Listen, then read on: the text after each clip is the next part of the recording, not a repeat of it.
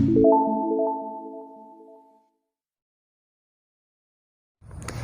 बच्चों, स्वागत है आपका एकेडमिया कैरियर में। मैं हूं अविनाश द्विवेदी। आज आपको हम इंट्रोड्यूस करेंगे क्लास 12 के फर्स्ट चैप्टर सॉलिड स्टेट्स। ठीक बच्चों, तो हम लोग बात करते हैं आज हम क्लास 12 का first lecture chapter solid states. बच्चों, सॉलिड स्टेट में फर्स्ट हम लोग बात करेंगे मैटर। मैटर सबको पता है,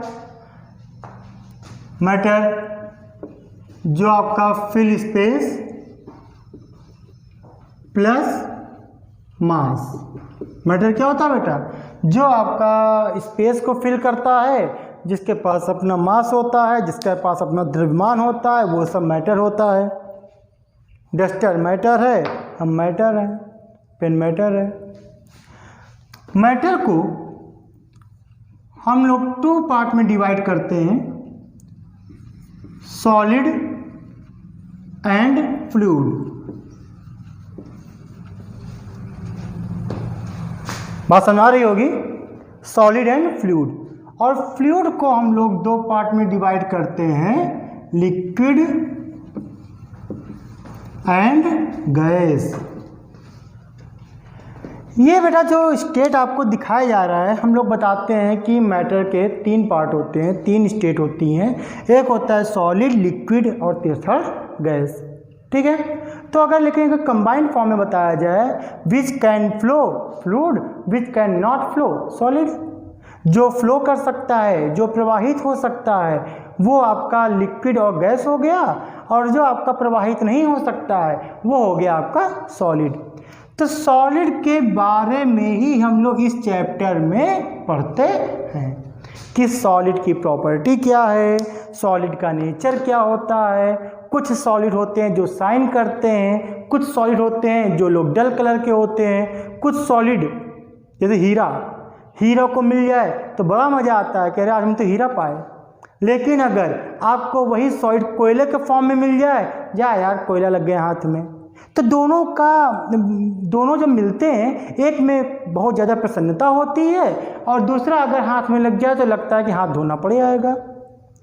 तो वो भी तो सॉलिड है। आखिर क्या दोनों के बीच में अंतर आ गया कि वो साइन कर रहा है, वो साइन नहीं कर रहा है।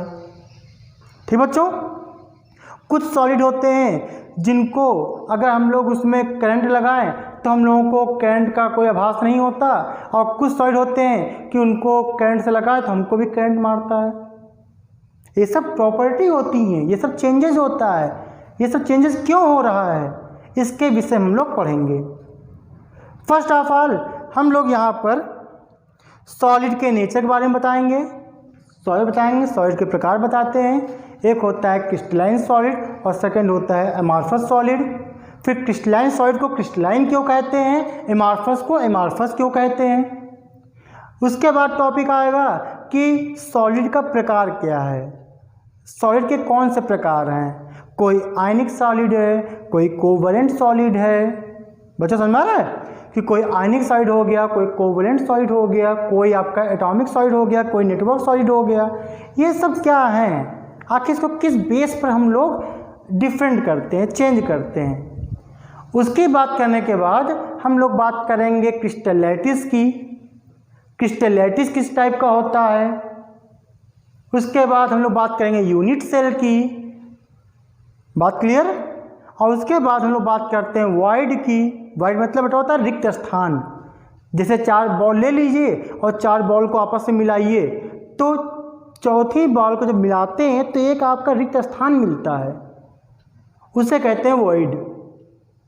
ठीक है, जो रिक्त स्थान बनता है बॉल के बीच में, आप कई बॉल लीजिए, कई बॉल को आपस में मिलाइए, कितना भी मिला लेंगे लेकिन बीच में रिक्त स्थान जरूर होता है।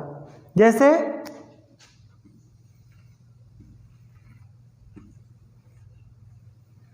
ये 4 बॉल बनाई मैंने, तो इनके बीच में ये जो पार्ट बच गया है, किसी भी प्रकार से हम लोग इसको अरेंज करेंगे, ये आपका फिल होने वाला नहीं है, तो इसे हम लोग वॉइड कहते हैं। तो इसके बारे में पढ़ेंगे कि बॉल को कैसे अरेंज करें कि वॉइड आपका कम से कम मिले, ज़्यादा से ज़्यादा मिले, और उसका भी आकार होता है।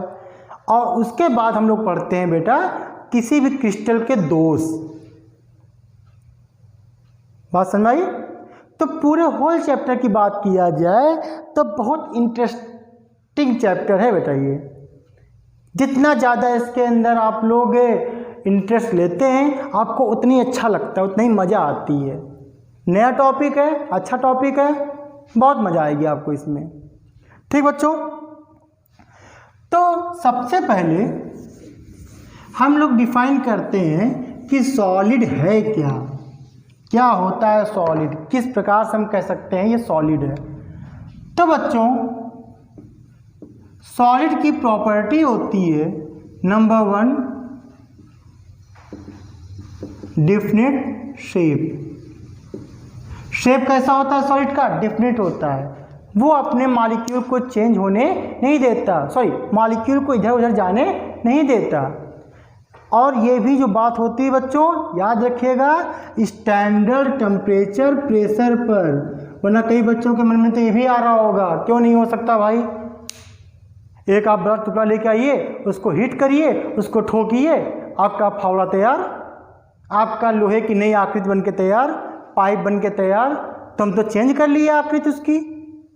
तो वो बात तब होती है जब आप लोग एक्सटर्नल प्रेशर लगाते हो, एक्सटर्नल टेम्परेचर देते हो, तब जाकर चेंज होता, वरना चेंज होने वाला नहीं है। एसटीपी स्टैंडर्ड टेम्परेचर प्रेशर पर वो अपने आप को चेंज करने वाला नहीं है। ठीक है।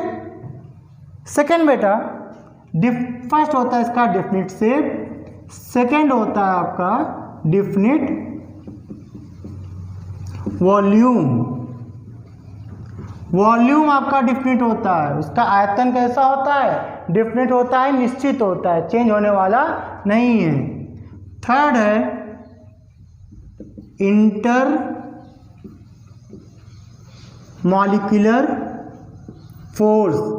ये आपका इंटर मॉलिक्यूलर फोर्स ज़्यादा होता है, सॉलिड में इंटर मॉलिक्यूलर फोर्स ज़्यादा होता है। इंटर मॉलिक्यूलर फोर्स मतलब क्रिस्टल के जो अवयवी कण हैं, जो कॉन्स्टिट्यूएंट पार्टिकल हैं, अवयवी कण हैं, उनके बीच में जो फोर्स अप्लाई होता है उसको हम लोग कहते हैं inter molecular force.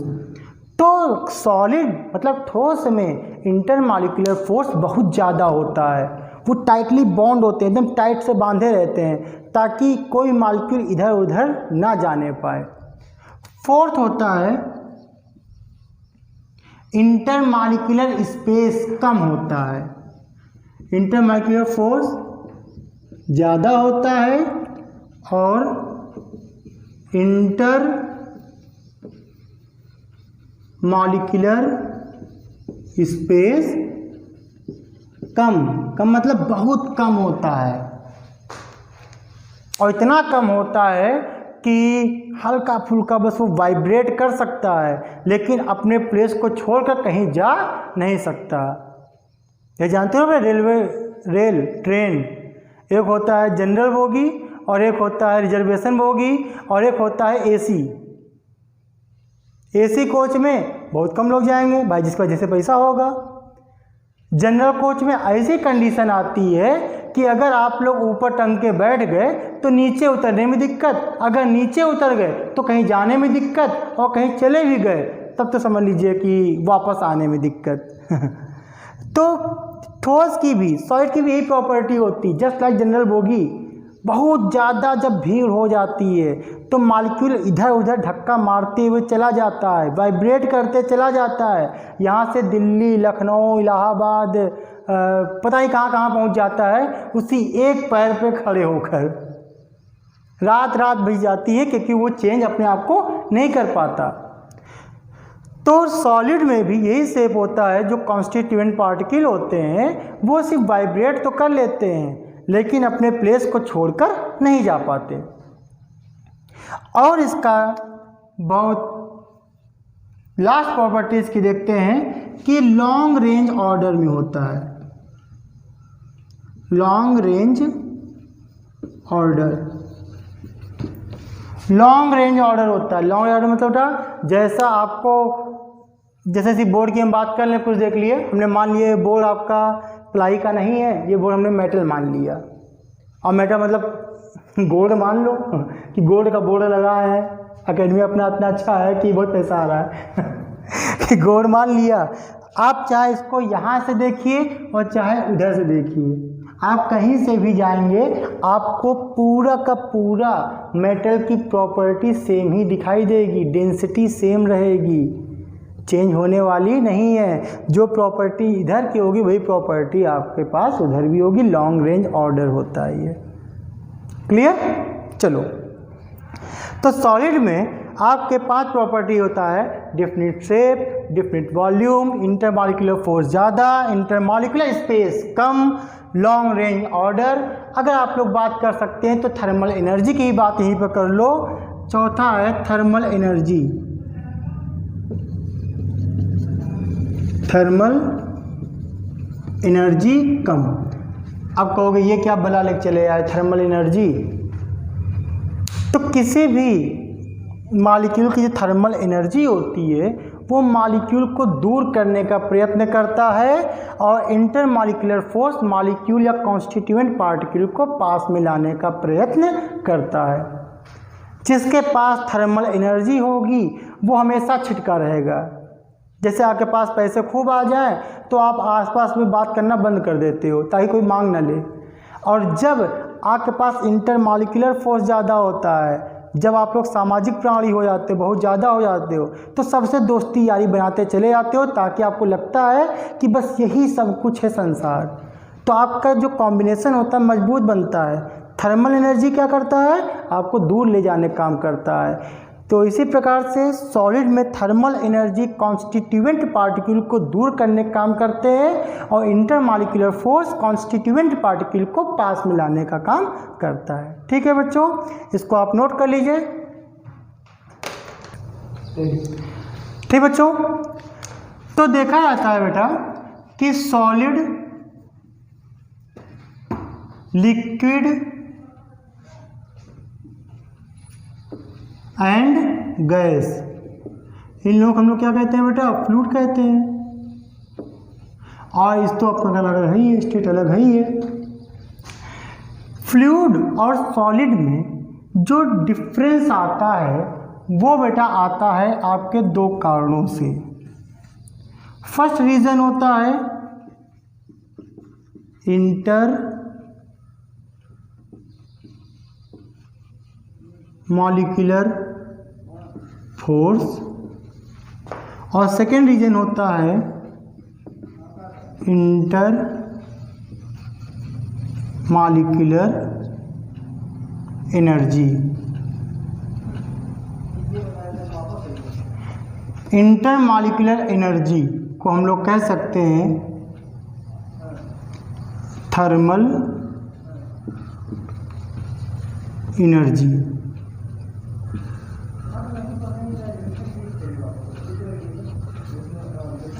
Clear? Inter molecular energy, molecule के बीच की जो एनर्जी है, मतलब थर्मल एनर्जी। थर्मल एनर्जी क्या करती है, कॉन्स्टिट्यूएंट पार्टिकल, चाहे आयन हो सकते हैं, चाहे वो न्यूट्रल मॉलिक्यूल हो सकते हैं या एटम हो सकते हैं, कॉन्स्टिट्यूएंट पार्टिकल को दूर करने का काम करता है, और इंटरमॉलिक्यूलर फोर्स दोनों को पास में लाने का काम करता है। इंटरमॉलिक्यूलर फोर्स जो कॉन्स्टिट्यूएंट पार्टिकल हैं, वो कॉन्स्टिट्यूएंट पार्टिकल वो अवयवी कण को पास में लाने का काम करेगा, और जो इंटरमॉलिक्यूलर थर्मल एनर्जी है वो आपके मॉलिक्यूल को, कणों को या कॉन्स्टिट्यूएंट आयन को दूर करने का काम करता है। जिसके पास जितनी ज़्यादा थर्मल एनर्जी होगी उसके मॉलिक्यूल उतने ही ज़्यादा दूर होते रहते हैं। सॉलिड में इंटरमॉलिक्यूलर फोर्स बहुत ज़्यादा होता है, थर्मल एनर्जी कम होती है, तो वो अपने स्टेट में रहता है। लिक्विड में आपके पास thermal energy, intermolecular force intermediate होता है, ना ज़्यादा इंटरमॉलिक्यूलर फोर्स होता है और ना ज़्यादा थर्मल एनर्जी होती है। एंड लास्ट गैस में थर्मल एनर्जी बहुत ज़्यादा होती है बच्चों। वो आपका जो गैस के पार्टिकल हैं वो स्केप आउट होते रहते हैं, जब तक उन पर कोई बाउंड्री ना लगाया जाए वो इधर टहलते रहते हैं, क्योंकि थर्मल एनर्जी बहुत ज़्यादा होती है। परंतु ये आपका जो इंटरमॉलिक्यूलर फोर्स है बहुत कम होता है। देखा जाए थर्मल एनर्जी और इंटरमॉलिक्यूलर फोर्स एक दूसरे के एंटी प्रोपोर्शनल में होते हैं। अगर थर्मल ज़्यादा तो इंटरमॉलिक्यूलर फोर्स कम, अगर इंटरमॉलिक्यूलर फोर्स ज़्यादा तो थर्मल एनर्जी कम। ओके, अब हम लोग बेटा बात करते हैं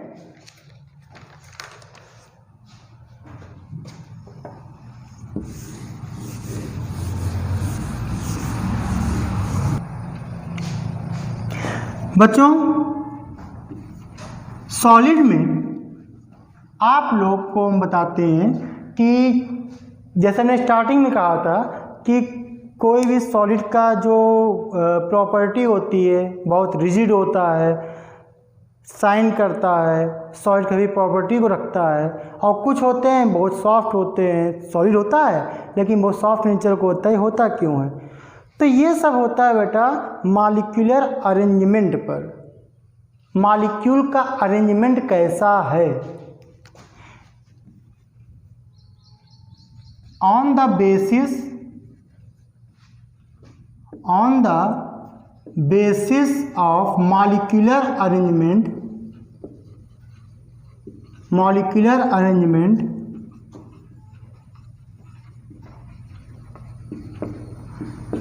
the solid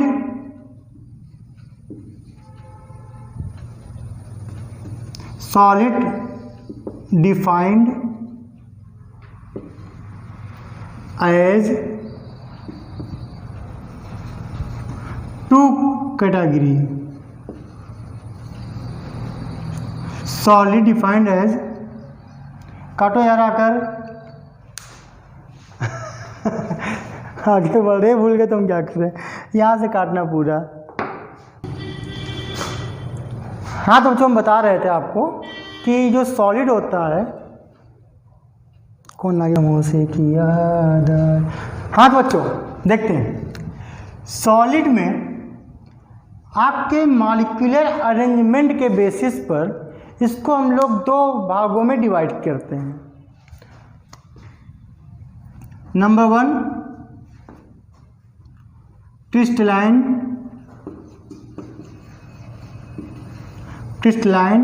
और नंबर 2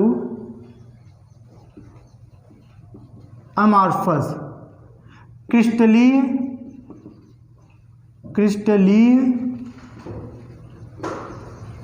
और अमॉर्फस सॉलिड। पहले आपको बता चुके हैं कि कोई सॉलिड हम लोग चारों तरफ अपने एटमॉस्फेयर में कई टाइप के सॉलिड देखते हैं। जैसे आपका ये पेन हो गया, ये ब्लैक बोर्ड, ये वाइट बोर्ड हो गया, आप इस मेटल को देख रहे होंगे, आप थर्मस को ले लीजिए जो मेटल थर्मस होती है, आप लोहा देखिए, आयरन देखिए, आप सिल्वर देखिए, आप हीरा देखिए, डायमंड, और आप एक कोयला भी देखिए, कोयला भी सॉलिड, डायमंड भी सॉलिड है। तो आखिर दोनों की प्रॉपर्टी में या सभी प्रॉपर्टी में चेंजेस क्यों होता है? तो चेंजेस होता है due to molecular arrangement. Molecular arrangement के बेसिस पर हम लोग सॉलिड को दो भागों में डिवाइड करते हैं on the basis of molecular arrangement. Crystalline solid and amorphous solid में क्रिस्टलाइन सॉलिड के जो मॉलिक्यूल होते हैं उनका अरेंजमेंट एकदम डिफिनिट होता है। मॉलिक्यूल का अरेंजमेंट बिल्कुल डिफिनिट होता है। अगर आप किसी भी मॉलिक्यूल के अरेंजमेंट का स्टडी करते हैं तो आपके पूरे सॉलिड का अरेंजमेंट मालूम पड़ जाएगा कि इसकी नेचर क्या है, इसकी प्रॉपर्टी क्या है। लेकिन बच्चों एमॉर्फस सॉलिड में मॉलिक्यूलर अरेंजमेंट का कोई डिफरेंट पैटर्न नहीं होता।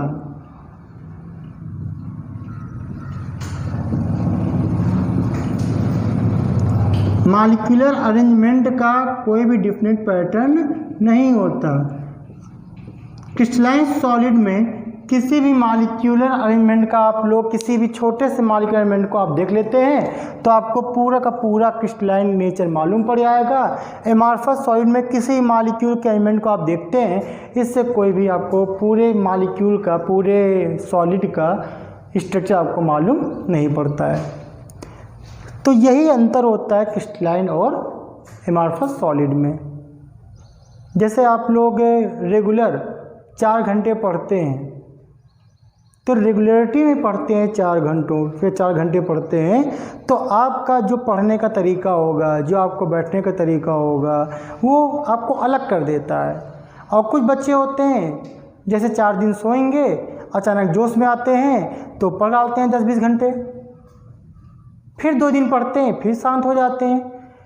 तो उनको उतना अच्छा गेन नहीं हो पाता, उनका अरेंजमेंट इतना अच्छा नहीं हो पाता जितना 4 घंटे वाले बच्चे का होता है।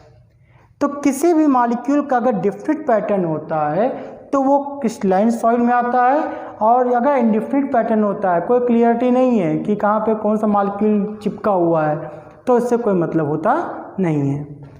क्रिस्टलाइन सॉलिड में आपका डिफिनिट मेल्टिंग पॉइंट होती है, मेल्टिंग पॉइंट एकदम शार्प होगा,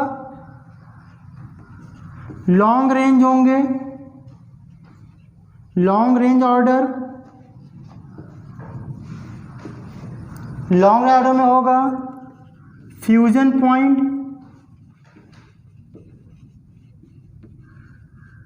फिक्स होता है, इनका क्रिस्टल लैटिस डिफिनिट होता है, definite crystal lattice,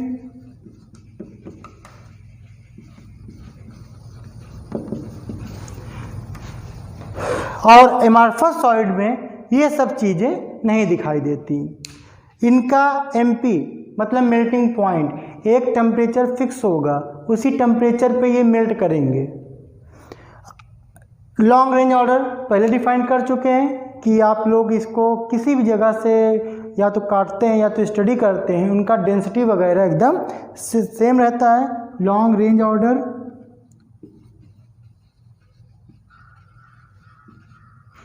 fusion point fix होता है, और आपका डिफिनिट क्रिस्टलाइन स्ट्रक्चर या क्रिस्टल लैटिस एकदम क्लियर रहेगा। एमॉर्फस सॉलिड में आपको ये सब चीज़ें दिखाई नहीं पड़ती हैं। इनका ना तो मॉलिक्यूलर अरेंजमेंट होता है, ना तो इनकी melting point boiling point fix होता है, मेल्टिंग पॉइंट फिक्स होता है, ना तो इनका फ्यूजन पॉइंट फिक्स होता है, और ना ही इनका क्रिस्टल लैटिस भी फिक्स होता है। इनका अरेंजमेंट आपका बहुत इनडिफिनिट पैटर्न दिखाई देगा। क्लियर? तो बच्चों ये हम लोग देखते हैं कि क्रिस्टलाइन और एमॉर्फस सॉलिड। हम लोग आगे बात करेंगे अपने नेक्स्ट वीडियो में। इसमें हम लोग पढ़ेंगे क्रिस्टलाइन के प्रकार, क्रिस्टलाइन के क्रिस्टल के प्रकार। ठीक है बच्चों? ओके। हाँ तो बच्चों हम लोग देख रहे हैं क्रिस्टलाइन और एमॉर्फस सॉलिड में डिफरेंस। ठीक बच्चों, हम लोग अपने नेक्स्ट वीडियो में पढ़ेंगे क्रिस्टलाइन सॉलिड को कितने टाइप में डिवाइड किया गया है। ओके, तो मिलते हैं हम लोग अपने नेक्स्ट वीडियो में एकेडमिया कैरियर में।